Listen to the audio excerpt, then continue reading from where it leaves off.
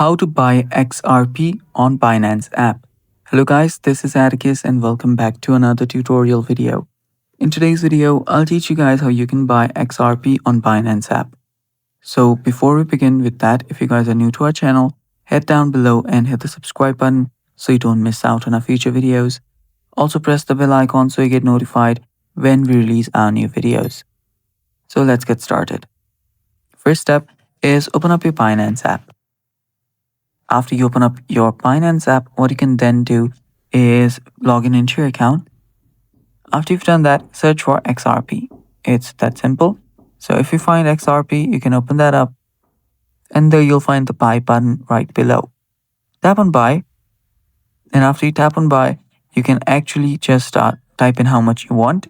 You can type in the amount for XRP as well. So just type in the amount for XRP. Make sure that it's on buy right here, then tap on buy XRP. Now, I'm not verified, but if you are, you will be prompted to the transaction section where you can then simply buy your crypto. And that's basically how you do it, guys. And that's all for today's video as well. Thanks for watching. Stay tuned for more upcoming tutorial videos and bye-bye. Take care.